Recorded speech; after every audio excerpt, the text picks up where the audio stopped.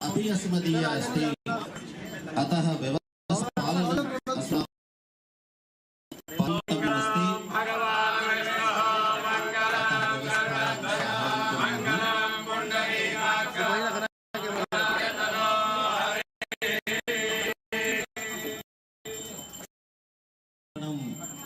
जायमानमस्ति। एतस्य एव क्षणस्य प्रतीक्षायां वयं लक्षशः कार्यकर्तारः आस्म। भारत माता की,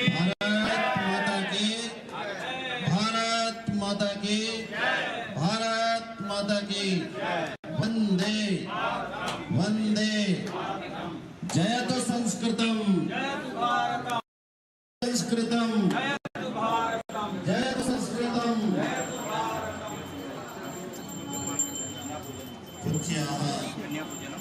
साइड से खींचो हमारा यहाँ लोग उधर आ गए इस साइड यज्ञ मंडपे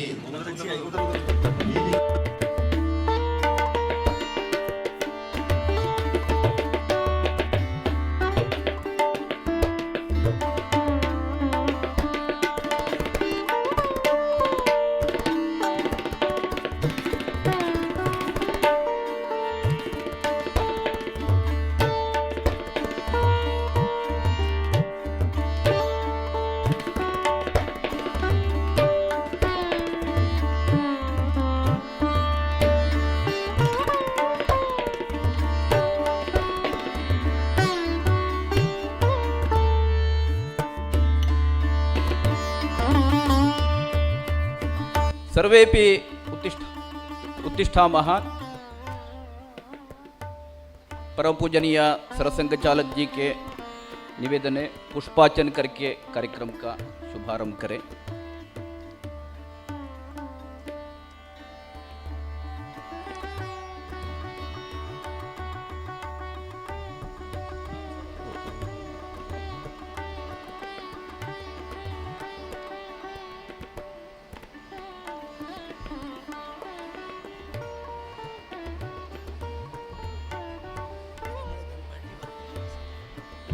रमण घनपाटी,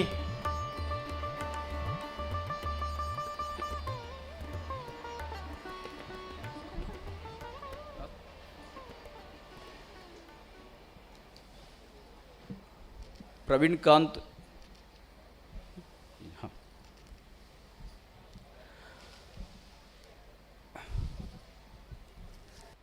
रत्नाकरा धौतपदां हिमालय किरीटिनीं ब्रह्मराजरथिरत्नाढ्यां वंदे भारतमातरं वंदे संस्कृतमातरं। नमस्सभायै सभापतिभ्यश्च। कार्यक्रमस्य अग्रिम सोपानमस्ति ध्येयमन्त्रः। ध्येयमन्त्रं वदति देहली प्रान्तस्य सहमन्त्रिणी श्रीमती पूनम कुंडू भगिनी।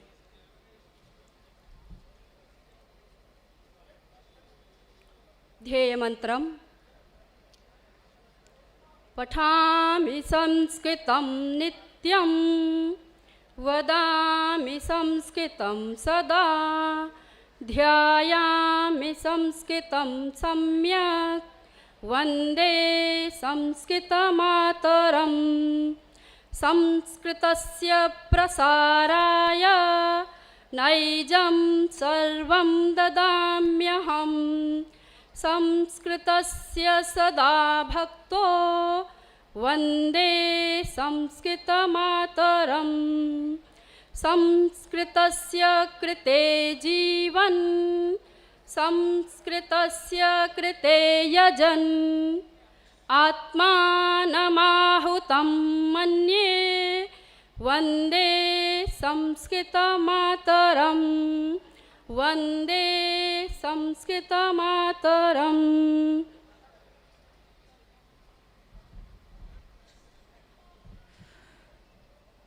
मंचस्थानां परिचयं कारयति डॉक्टर संजीव कुमार राय महोदयः। एषः संस्कृतभारत्याः अखिल भारत पत्राचार शिक्षण योजनायाः प्रमुखः श्रीमान् संजीव कुमार जी।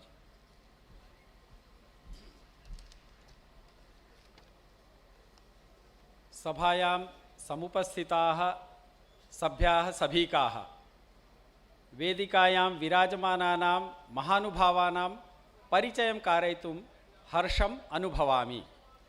तत्रादौ मंचे मध्ये विराजमानाः माननीय मोहन भागवत महोदयाः, इमे महोदयाः राष्ट्रीय स्वयंसेवक संघस्य परमपूजनीयाः सरसंघचालकाः।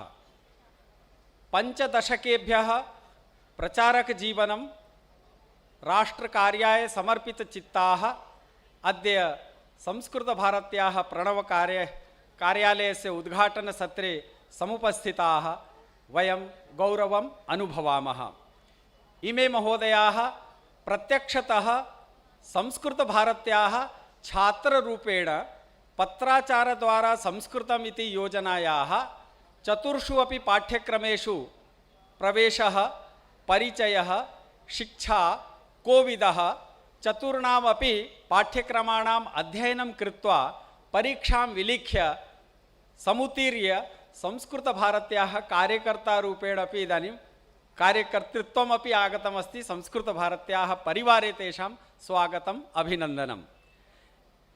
ईश्वरस्य कृपया कदाचित् कस्मिंश्चित् शताब्दे तादृशम् एकं कुलम्, एकः कुटुम्बः भवति यस्मिन् कुटुम्बे पीढ़ी दर पीढ़ी राष्ट्र समाज कार्य हेतु समर्पित चित्ताः भवन्ति।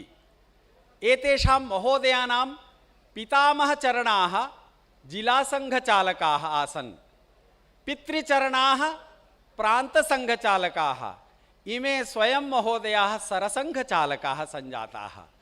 एवम् अनवरतं समाजकार्याय राष्ट्रकार्याय समर्पितः कुटुम्बः, तस्य अभिनन्दनं स्वागतं। वयं हृदयेन तस्य कुटुम्बस्य कृते दीर्घायुष्यस्य प्रार्थनां कुर्मः। इमे महोदयाः अत्र संस्कृतभारत्याः प्रणव उद्घाटनकार्यक्रमस्य आगताः।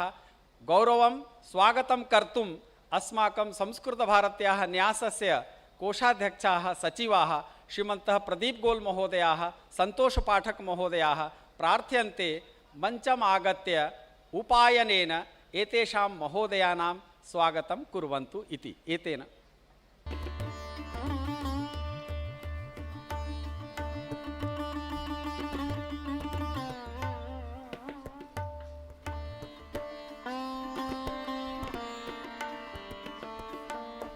ओंकार ध्वनिं कुर्मः। ओ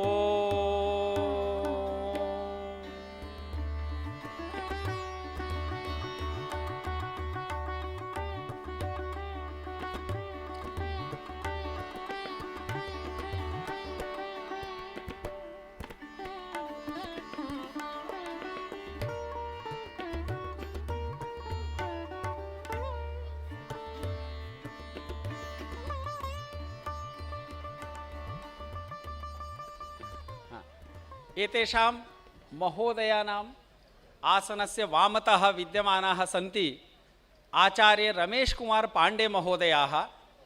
पांडे महोदयाः संस्कृतभारत्याः अखिल भारतीय अध्यक्षाः।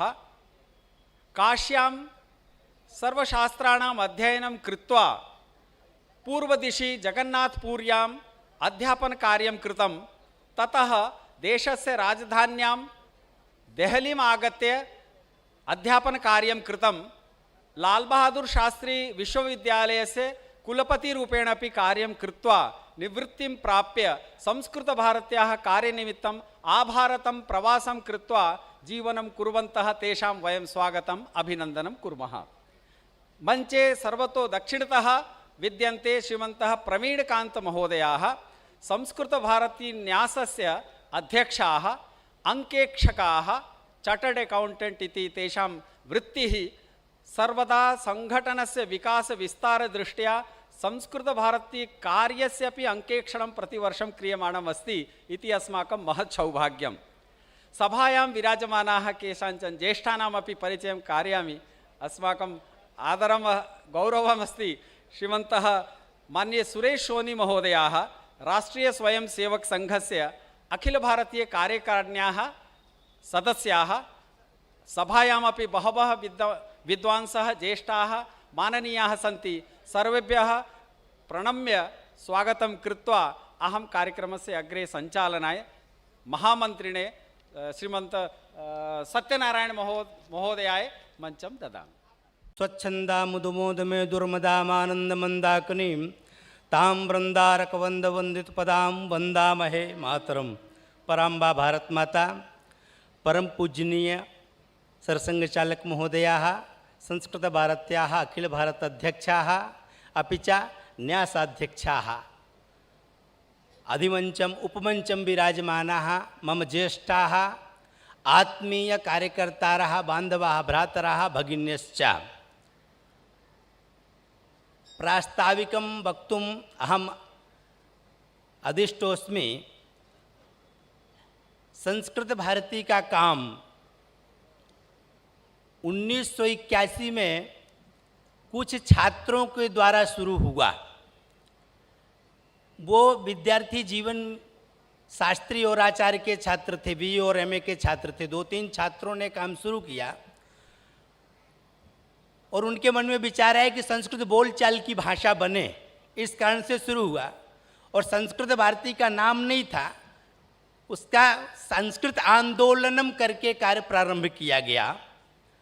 संघ के कुछ ज्येष्ठ कार्यकर्ताओं के पास में जाकर के आग्रह किया कि आपका सहयोग चाहिए, तो उन्होंने सहयोग के नाते आश्वासन दिया कि सभी प्रकार का सहयोग देंगे, लेकिन 2 विषय आप हमसे नहीं मांगेंगे।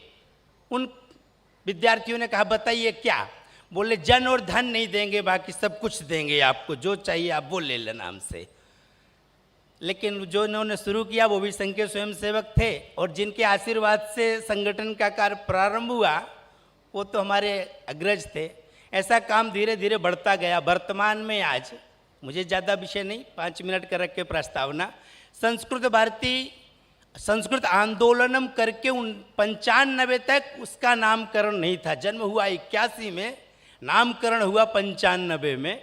95 में संस्कृत भारती संगठन बना, जो हम संस्कृत भारती कहने लगे और धीरे धीरे काम बढ़ता गया। आज पूरे भारत में 43 प्रांत हैं। 43 प्रांतों में हमारी रचना में, संस्कृत भारती की रचना में काम है और 660 जिलों में संस्कृत भारती का काम है। भारत के बाहर 28 देशों में संस्कृत भारती का काम है।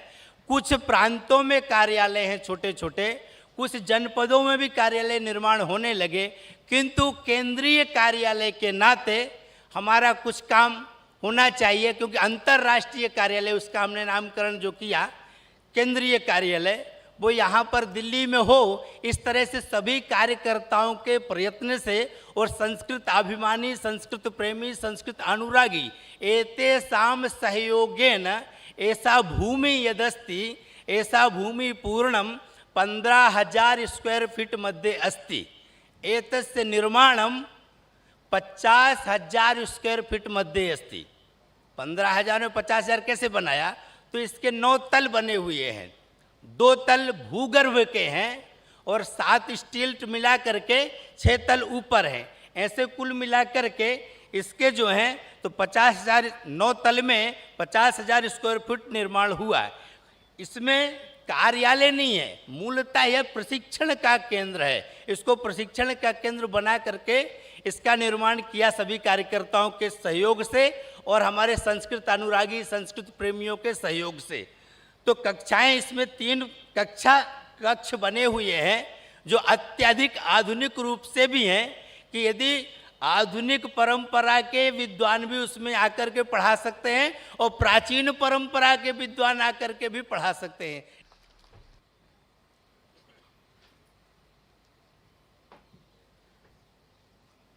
परम पूजनीय सरसंघचालक महोदयं प्रार्थनेन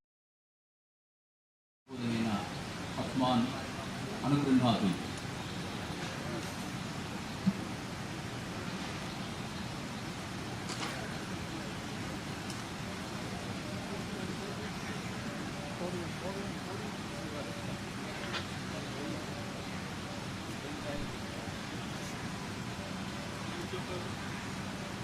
मंच पर उपस्थित आदरणीय डॉक्टर रमेश पांडे जी,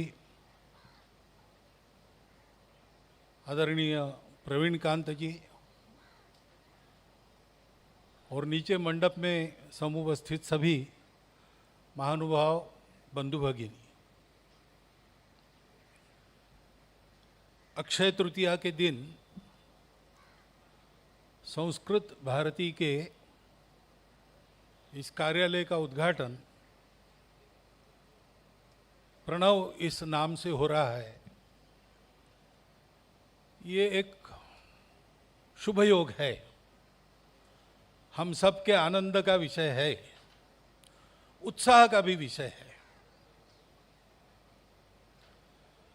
ऐसा कहते हैं कि अक्षय तृतीया के दिन जो कार्य प्रारंभ होते हैं वो अक्षय रहते हैं। तो आज के मुहूर्त का ये गुण है,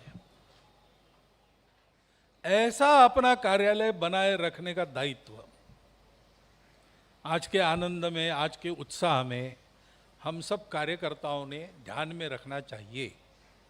यहाँ बैठने वाले लोगों के निजी व्यवहार से लेकर तो यहाँ नित्य संस्कृत की बातचीत चलने तक, यहाँ से संस्कृत भारती के सारे कार्यक्रमों का सुव्यवस्थित और उत्कृष्ट संचालन होने तक सारी बातों की चिंता करने का दायित्व ये साधन बनने से हमने अपने सर पर ले लिया है। ये ध्यान में रखना पड़ेगा और इस कार्यालय का व्यवहार करना पड़ेगा। कार्यकर्ताओं ने परिश्रम किया और शून्य से शुरू करके यहाँ तक कार्य को लाया, इसलिए उनका आज का उत्साह, उनका आज का आनंद ये बिल्कुल ठीक है, उसके वो अधिकारी है और अभिनंदन के पात्र है। परंतु अभिनंदन और उत्साह और आनंद के घड़ी में भूल नहीं जाना, याद रखना कि एक कार्यालय अपना बन गया तो अपना कार्य और ऐसा बनना चाहिए कि ऐसे कार्यालय जिसमें से कार्य चलता है वो सब जगह खड़े हो, इतना कार्य प्रगति पर जाए कि संस्कृत भाषा में बोलचाल भारत का हर व्यक्ति कर सके। अपने 10% कहा वो तो ठीक है, लेकिन 10% से वातावरण ऐसा बनना चाहिए कि 10% के 100% हो जाने चाहिए। संस्कृत भाषा किसी भाषा को मिटाकर अपने को स्थापन नहीं करती, ये उसका गुण है। संस्कृत भाषा भारत में चल रही है, कभी प्रवाह क्षीण था, कभी प्रवाह प्रबल था। संस्कृत भाषा आज भी चलती है। संस्कृत में बोलने वाले कुटुंब है, गांव भी है, परंतु संस्कृत भाषा चल रही है, इसलिए बाकी भारतीय भाषाओं का विकास नहीं हुआ, ऐसा कभी हुआ नहीं और ऐसा कभी होगा नहीं। जैसे अंग्रेजी का प्रचलन बढ़ने से हमारे घर के बच्चे मातृभाषा में गिनती करना भूल गए। और शाखा में खेल खेलते समय हिंदी घरों के लड़के आ रहे हैं, हम 1 2 3 4 कहते हो, समझ में नहीं आता, 1 2 3 4 कहना पड़ता है। क्यों? अंग्रेजी का प्रचलन बढ़ा। ऐसा नहीं होगा। संस्कृत का प्रचलन बढ़ा तो भारत की बाकी सभी भाषाएं समृद्ध होगी और विशिष्ट होगी, क्योंकि भावधारा एक ही है, भाषा भाववाहिनी है। संस्कृत केवल भाषा नहीं लेकर आता है, संस्कृत संस्कार लेकर आता है, भावना लेकर आता है। उसी भावना से सारी भारत की भाषाएं चलती है और इसलिए संस्कृत की भावधारा प्रबल होना सारे भारत के भाषाओं की भावधारा को प्रबल करने वाला कार्य है। अपना ये शुद्ध सात्विक कार्य है, सबको जोड़ने वाला कार्य है। सृष्टि की धारणा करने वाला धर्म मन में जागृत करने वाला काम है। उस धर्म का आचरण करने के लिए आवश्यक संस्कार संस्कृति देने वाला कार्य है। इस प्रयोजन को ठीक समझना है और इस प्रयोजन के अनुसार अपने जीवन को कार्य के अनुकूल बनाते हुए हमको कार्य करना है। तब इस कार्यालय के आज के सुमुहूर्त पर लोकार्पित होना ये अपना फल सिद्ध करेगा। जो अक्षय जीवन प्राप्त होना है वो अक्षय जीवन संस्कृत भारती के कार्य को भी प्राप्त होगा, वैसा वो प्राप्त हो। आप सबके कर्तृत्व से इस कार्यालय से चारों दिशाओं में संस्कृत भारती के कार्य का, संस्कृत के संभाषण का उत्तम प्रचार हो, ये शुभकामना आपके अवसर पर आपको देता हूँ। और शांतिपूर्वक मेरी लंबी बात आपने सुन ली, इसलिए आपका धन्यवाद करता हुआ मेरे शब्दों को विराम देता हूँ।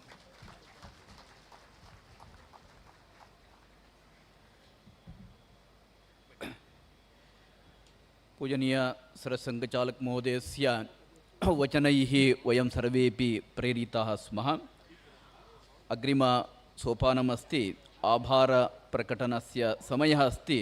धन्यवादसमर्पणं करोतु इति अहं संस्कृतभारती दिल्ली न्यासस्य अध्यक्षं श्रीमन्तं प्रवीणकान्त महोदयं प्रार्थये। प्रवीणकान्त।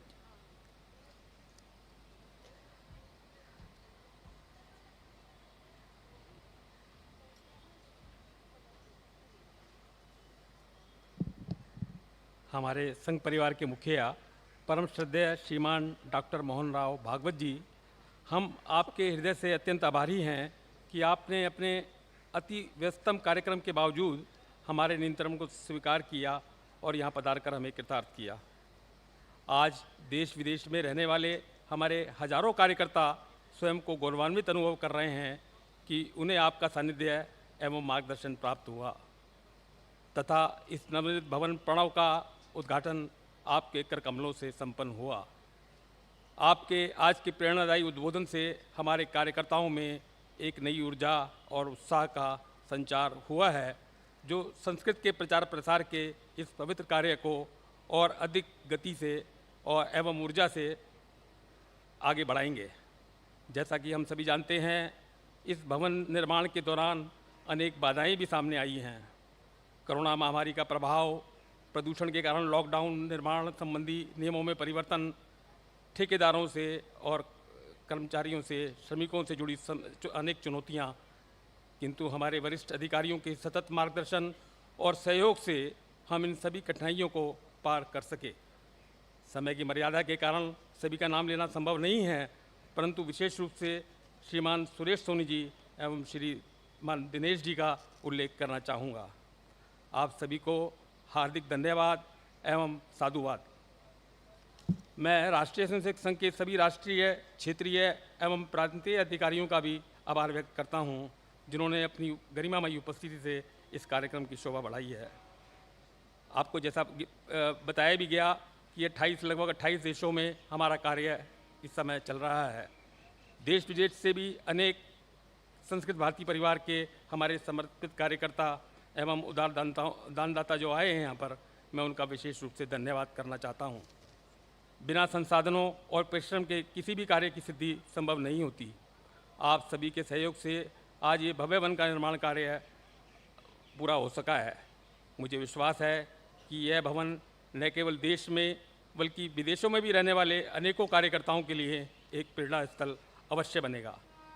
मैं अन्य विभिन्न संगठनों से भी आए सभी पदाधिकारियों एवं कार्यकर्ताओं का भी धन्यवाद करता हूं, जिन्होंने बड़ी संख्या में उपस्थित होकर इस कार्यक्रम को सफल बनाया है। इस भवन में विधि विधान से जो इतने दिन पूजा चलती रही है, उसके लिए भी देश के कोने कोने से आए हुए हमारे सभी आचार्यों का मैं धन्यवाद करता हूं। साथ ही मैं सभी सरकारी संस्थाओं जैसे PWD, विद्युत विभाग, पुलिस, LNDO, MCD, दिल्ली सरकार आदि का भी हृदय से आभार व्यक्त करता हूं, धन्यवाद करता हूं, समय समय पर जिन्होंने हमारी समस्याओं का समाधान किया। सभी पत्रकार बंधु और छायाकारों का भी मैं बहुत बहुत धन्यवाद करता हूं, आभार व्यक्त करता हूं। अंत में उन सभी संस्थाओं एवं व्यक्तियों का धन्यवाद करता हूं, जिन्होंने प्रत्यक्ष या परोक्ष रूप से इस पवित्र कार्य में अपना योगदान दिया है। समय अभाव के कारण सभी का नाम लेना संभव नहीं है, इसके लिए मैं क्षमा प्रार्थी हूँ। एक बार पुनः आप सभी का हृदय से धन्यवाद। हमें आशा ही नहीं, पूर्ण विश्वास है कि आपकी जो हमसे अपेक्षाएं हैं उनको हम अवश्य ही पूरा करेंगे। ये कार्य निरंतर आगे बढ़ता रहेगा। ये अक्षय कार्य है और द्रुत गति से इस कार्य को हम आगे बढ़ाने का प्रयास पूरा करेंगे। जैसा कि आपने कहा, यह कार्य 10% से 100% तक अवश्य होगा और यही हमारी आज का इस उद्बोधन की प्रेरणा है। बहुत बहुत आप सभी का धन्यवाद।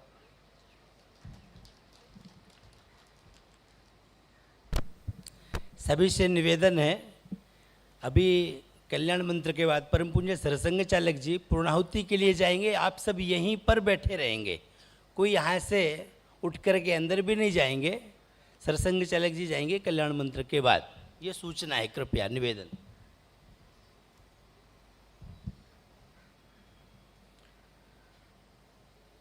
सर्वे भवन्तु सुखिनः, सर्वे सन्तु निरामयाः, सर्वे भद्राणि पश्यन्तु, मा कश्चित् दुःखभाग् भवेत्। ॐ शान्ति शान्ति शान्तिः।